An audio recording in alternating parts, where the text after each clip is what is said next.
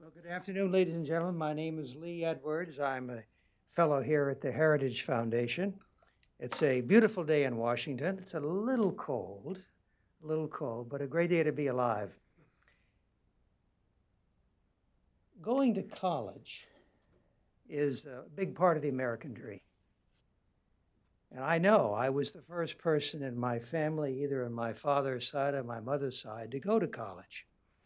However, I did not pile up a $100,000 or $200,000 debt because A, I had a scholarship, and B, because Duke University, where I went in the 1950s, a while ago, charged $1,000 total for tuition.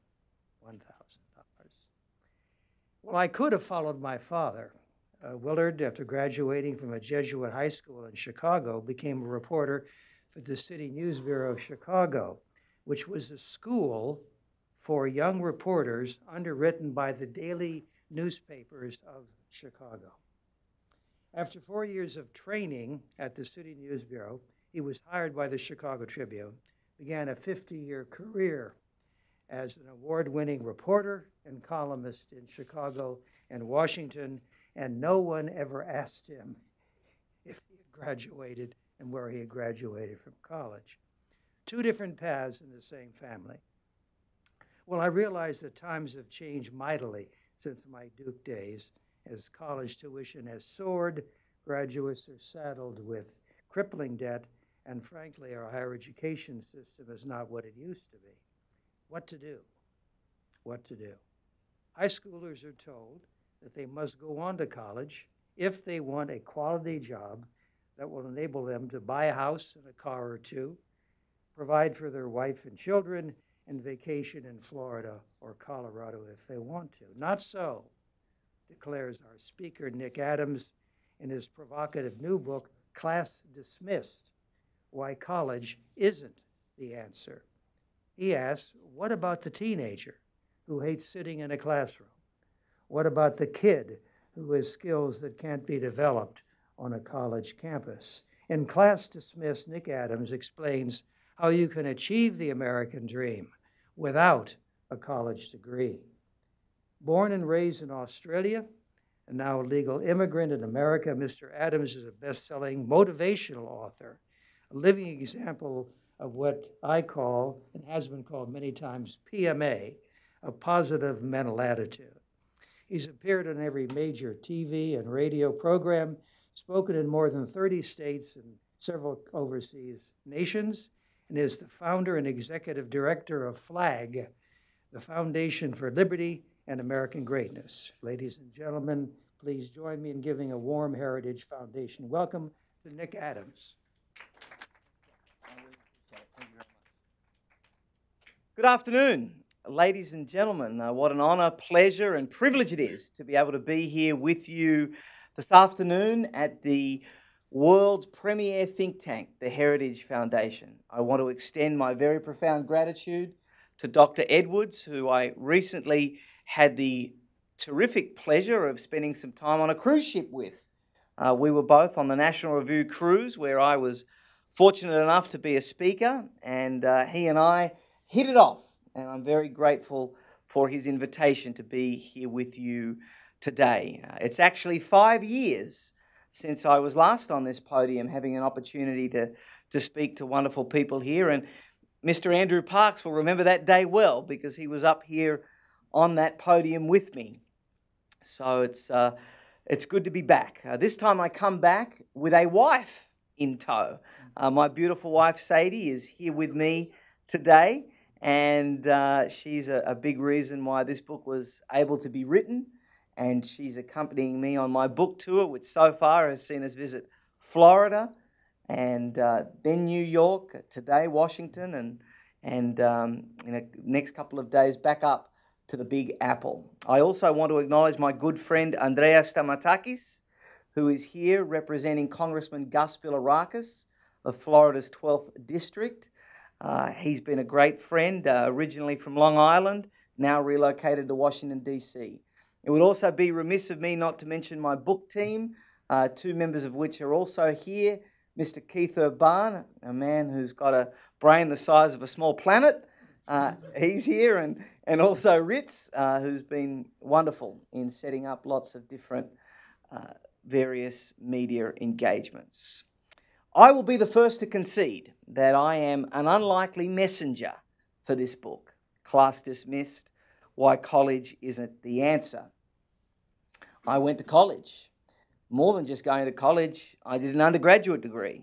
More than just doing an undergraduate degree, I went and did a postgraduate degree. I was the valedictorian of my high school. Academia and college is something that were non-starters for me. I mean, it was automatic that I was going to attend college and go down that particular path. I wanted to go to the same college that my father went to, the University of Sydney, which is kind of like the Harvard of Australia, if I can pump my chest just a little bit. And I had a wonderful time at university.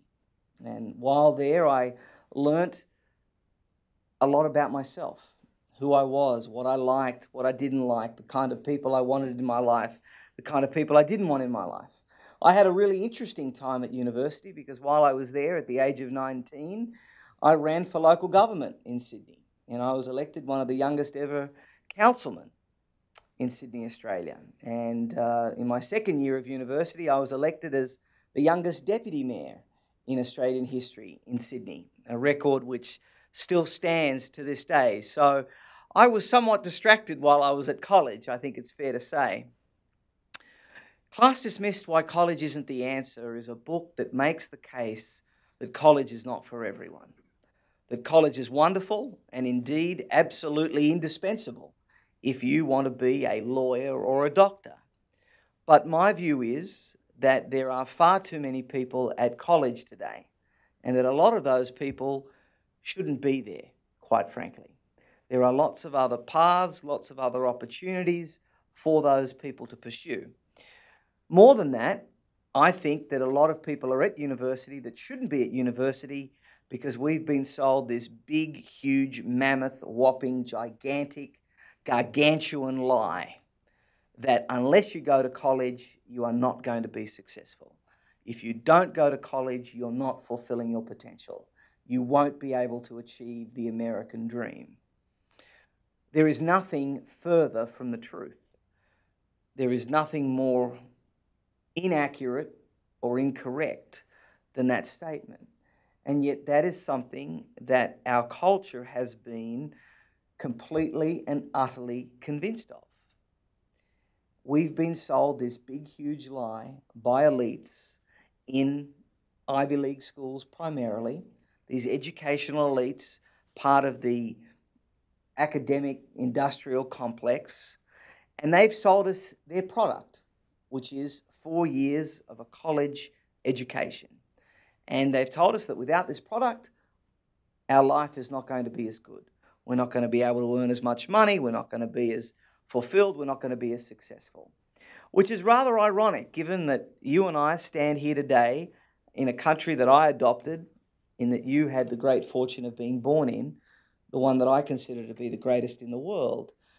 And all of the most incredible and amazing and world-changing people that have influenced our life and continue to influence our life even today were born in America, and they didn't go to college. And they were able to do extraordinary things. Things, like I say, have an influence on us and our lifestyle even today. Abraham Lincoln is a great example. Abraham Lincoln didn't go to elementary school, didn't go to middle school, didn't go to high school, didn't go to college. Everything he learned was self-taught. There are multiple examples, and in Class Dismissed, we go through and profile lots of Americans that had tremendous success in life, both financially and in other fashions, and they didn't go to college. So college is not a bad thing whatsoever. Let's be abundantly clear about that. But it's not for everyone. And in my view, we need more electricians and plumbers and machinists and carpenters and welders. And there are some really good reasons that we do not want our children going to college unless they are tailor-made for it. Number one, we want them to avoid the almost inevitable liberal indoctrination that awaits them on any college campus. Number two, we want them to avoid being saddled up to their eyeballs in debt. Student loan debt is now at an epidemic high, more than $1.3 trillion. Number three, we want to virtually guarantee them a job.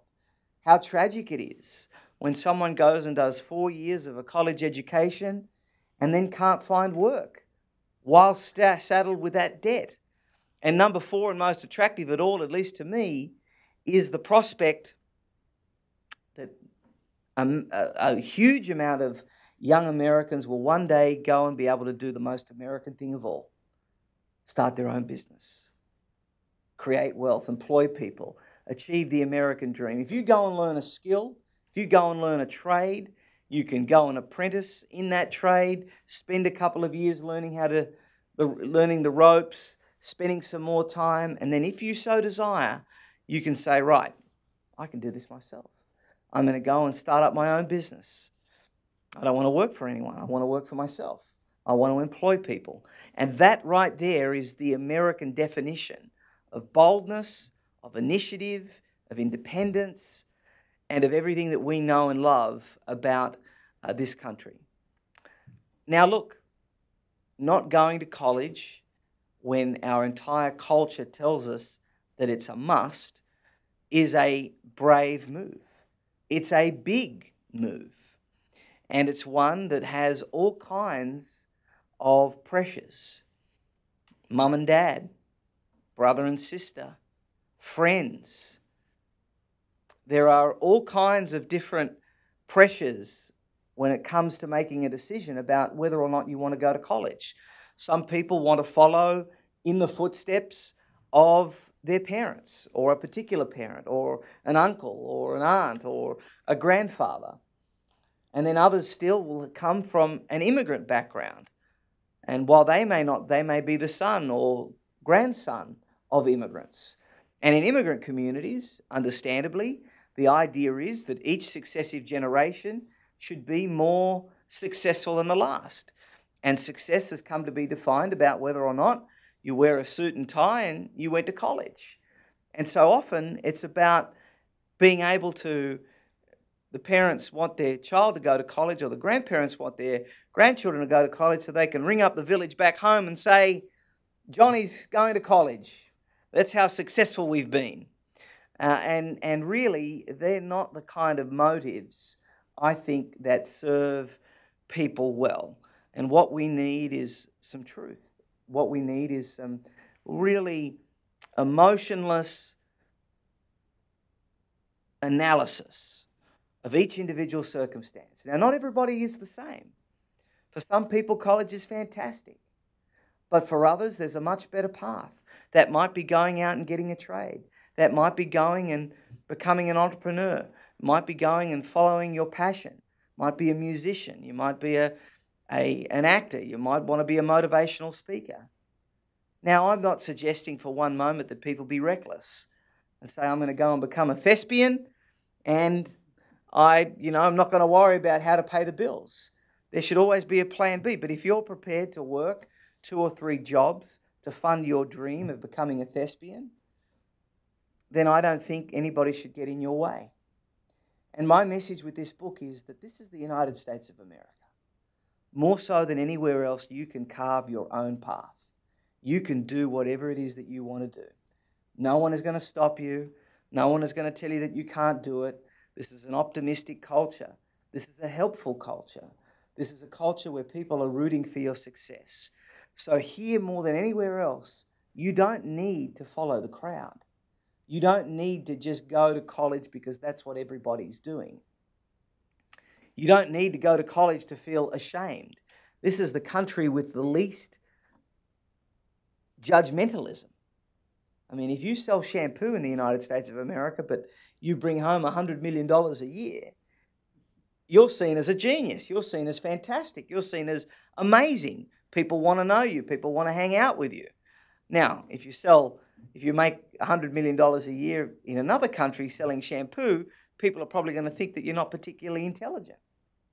So it's an entirely different way of looking at it. To my mind, in a country where you're not going to be judged, at least not to the extent that you would be in other cultures, in a country where individualism is so prized and so loved, I think that this is the place to do whatever is in your heart. This is a place to go out and rather than get saddled in debt, spend that money in investing in your own business. Get a loan and start up your own business, or go and pay to do an apprenticeship, or go and pay to go and do your trade school education. In Class Dismissed, we offer 250 different vocational trainings that will give you the possibility to earn more than $75,000 a year. I've never met an electrician or a plumber short of $1. Never have. And in fact, when you get a plumber to come to your house because you've got a problem, they pretty much charge you whatever they want to charge you because they've got a monopoly on it, because there's a shortage of those trades. I think our economy can support those trades. And I think that we need to see more of that in this country. Not to mention, study after study, which we list in Class Dismissed, shows unequivocally that people in blue-collar jobs are overwhelmingly more happy and more satisfied with their life than high-powered lawyers or doctors. And just remove the stress factor there for a second. And then there's other things. You go to college, and my advice to anybody that wants to go to college is that's great, but make sure you go and research the faculty of where you're going to be studying, the professors, the teachers. I've got to tell you, I only did a couple of economics classes at university, but I was amazed to discover that my lecturers and my tutors and the professors in that faculty had never actually been in business. It was all theory.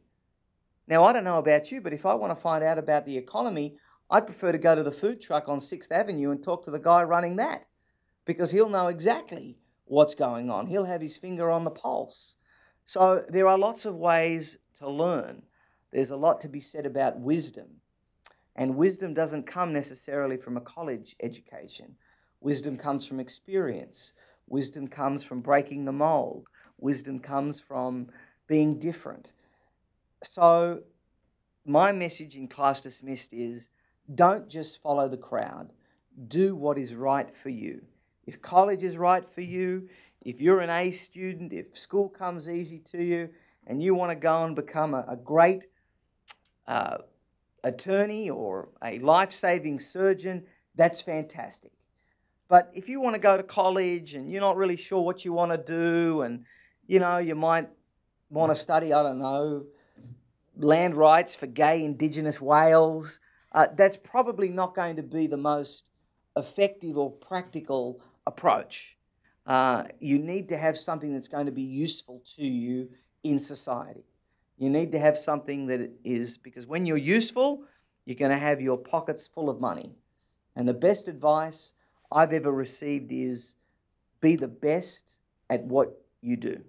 If you're the best at what you do, you will always make money. You will always have a good life. And that's really the message of Class Dismissed. I think it's an essential resource for every grandparent, every parent, and anybody that is on the fence about whether or not to attend college. This is a big issue. It's got economic repercussions, it's got social consequences, it's got cultural consequences. If you have a look at the 2016 election, a lot of that had to do with this argument that the elites have sold us on class. And there are a lot of people in America right now that feel disenfranchised, that feel like they haven't been looked after, those in blue-collar jobs in a lot of those Midwestern states. Because again, the argument, the lie that has been sold to us is if you do not go to college, then you are inferior. And it's just not true. If you can know a skill, be trained in a skill, and then go and start your own business, you'll have your pocket full of money and you'll be able to have a great family life. You don't need to be like a lawyer who at 11 o'clock at night takes their work home with them. It is definitely a path that should be considered. I had lots of friends that went to college, and it was painful to see them take 6 years to finish a 3-year degree. And they only went because that was what their parents wanted them to do. That's what the societal pressure was. They wanted to go and do it because of what all their friends were doing. And that's just not the right way to approach things. Just like anything else, college is not for everyone. There are people that are going to struggle with academia, and then there are other people where it comes easy to them. So my strong message is always believe in yourself, follow your passion, always have a plan B, but be aware that you do not need to go to college. There are lots and lots of different paths that will give you a fantastic life in the greatest country in the world.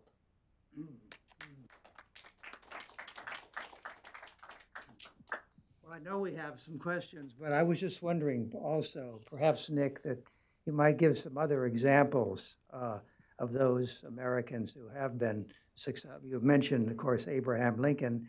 More recent examples, perhaps, or of those? Absolutely. Well, I think if you go and have a look at all of the technology giants that we have today, whether it's Steve Jobs, Bill Gates, time and time again throughout American history, the thing that seems to have counted the most has been grit and hustle and determination and recovering from failure. And that has appeared to be far more potent in determining success than attending college. Thomas Edison had 1,000 cracks at the light bulb. Walt Disney went bankrupt twice, almost 3 times. Same story with Henry Ford. Colonel Sanders of Kentucky Fried Chicken had his recipe for fried chicken rejected 1,009 times before he got a taker and was able to set up what we now go and eat regularly, a KFC. T.J. Barnum, the circus guy. What's the name, Sadie?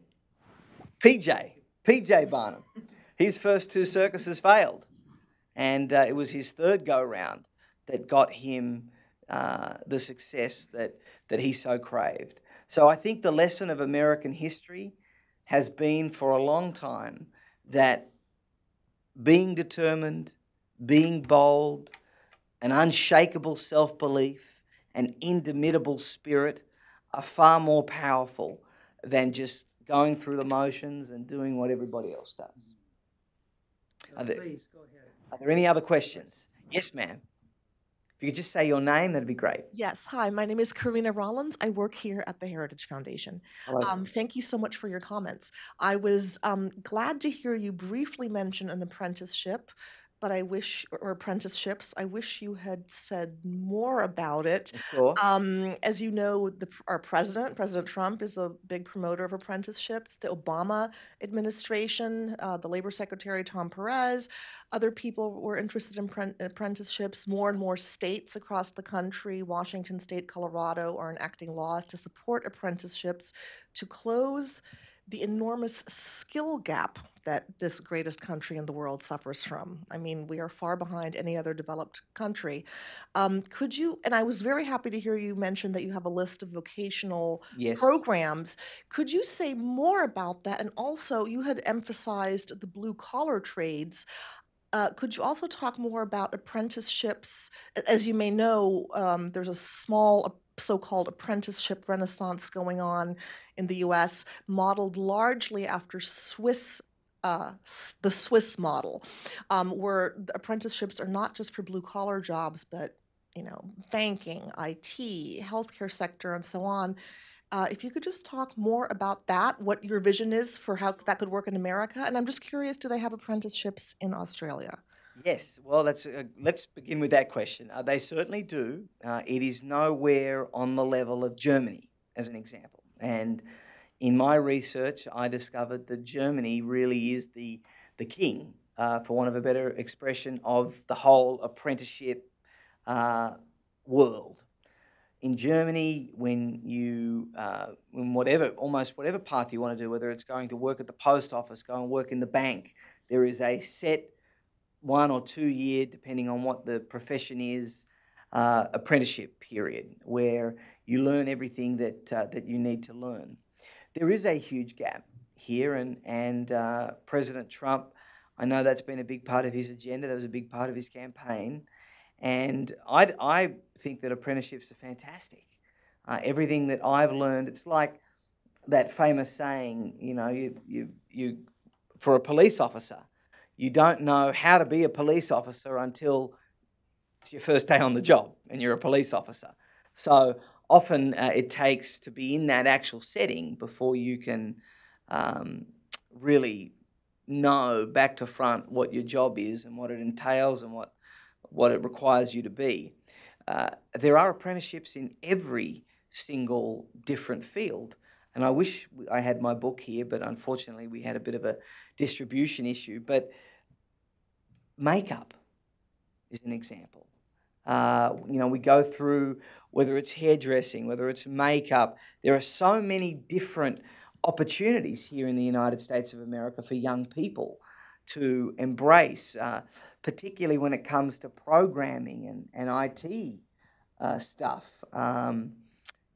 There is absolutely no shortage of that.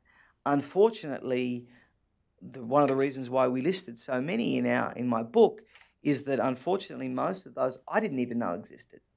So it's really a research thing, and that's one of the central messages of Class Dismissed, is that you need to go and do your research. Don't just confine your research to colleges.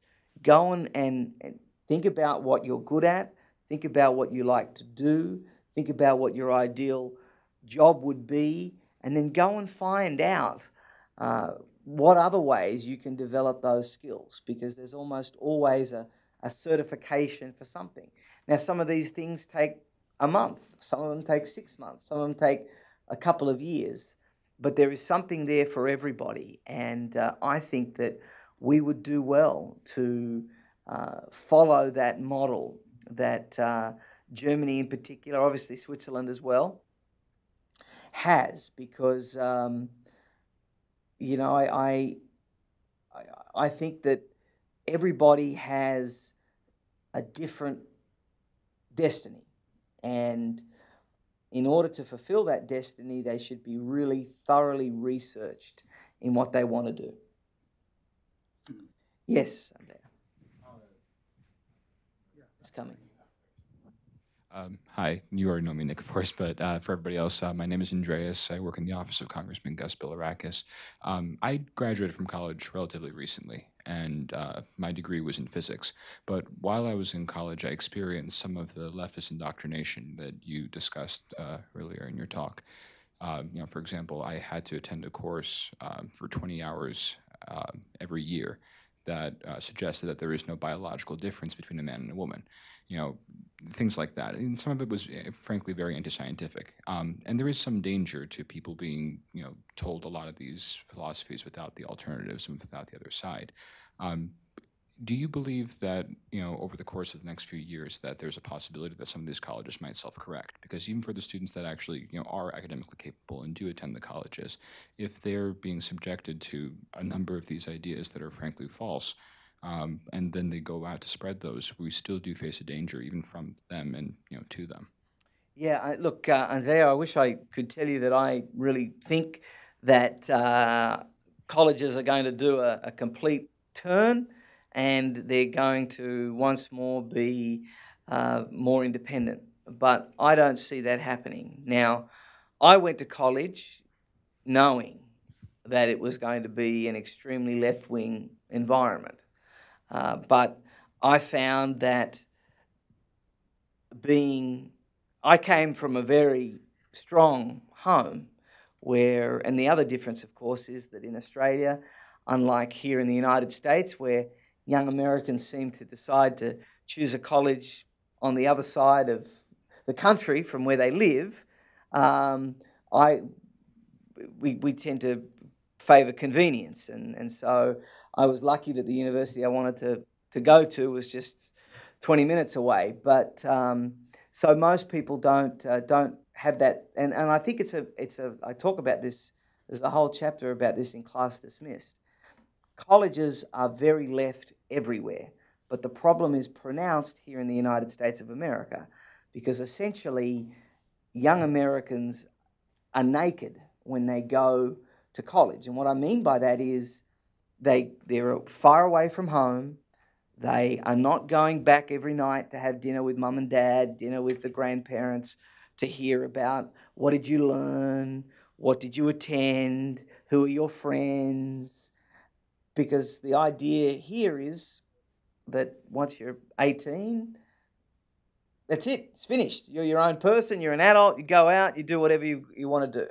And so it's a big problem when you're so far away. No one is monitoring what you're doing. And the only voice, the only opinion you hear is the same opinion.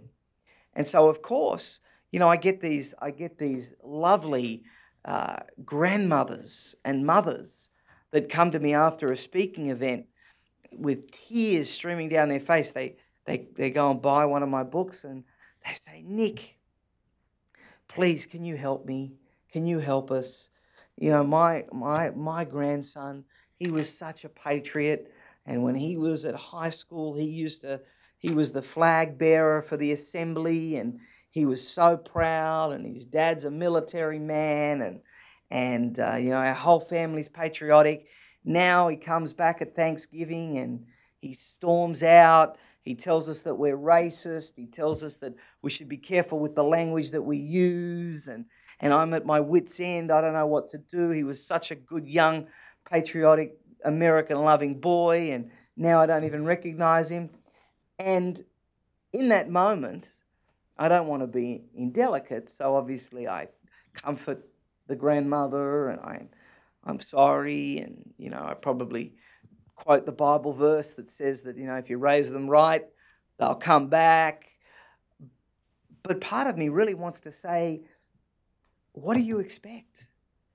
If you're in a culture where you're not going to be monitoring what your child or your grandchild is doing, if you're not going to be completely aware of what they're doing, and I understand that type of parenting is antithetical to the American way in a lot of respects, and it's a two-edged sword. It's also the reason why America is the greatest country in the world.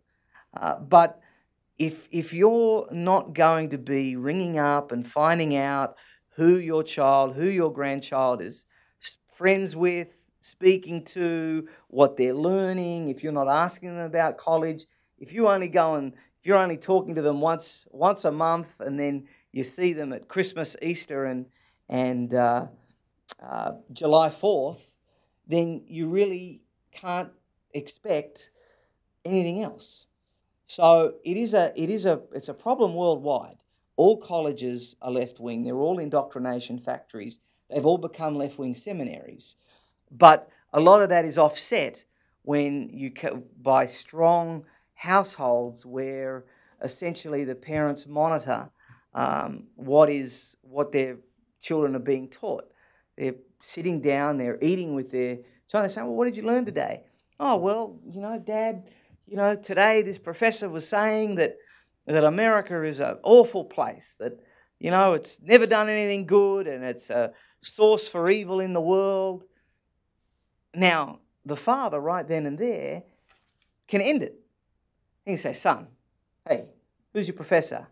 Don't listen to that. That's absolute nonsense. That's garbage. That's ridiculous. That's outrageous. Let me tell you what America's given the world." And it can be dealt with.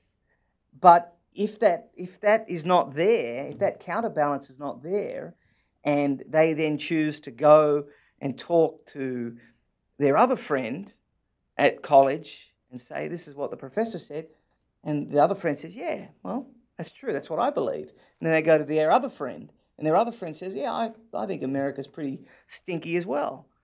So all of a sudden, it's like an echo chamber, and all they're hearing is that one opinion. So I think it's a big problem, and it's exacerbated here in the United States by the fact that kids are going so far away from home, from college, by the fact that freedom is valued, freedom and independence are valued at such a young age. And unfortunately, all of that is a recipe for these professors to just basically take a blank canvas and paint that canvas in any way that they want. So I think, I really don't know how to fix that. I don't know how to correct that. That's a real challenge, because all of it is cultural, and you know, we particularly conservatives always make jokes about, you know, the kid that lives in the basement. But the kid who lives in the basement is probably not going to be going around saying, you know, America's a bad place, or being a social justice warrior either. So there's a couple of different ways of looking at it. Are there any other questions? Said it all? Okay. Well, thank you very much all for coming. I really appreciate it. Thank you. Thank you, Doctor. And although we don't have copies of the books, we do have these little flyers. So if anybody wants to take a flyer and order the book later online, right? Yes, Amazon.com. Amazon.com, they're there. And the price is? I think it's $25. $25. But not on Amazon. On Amazon, it's $15. There you go. It's a bargain. There you go. Thanks so much, Dick. Really appreciate it.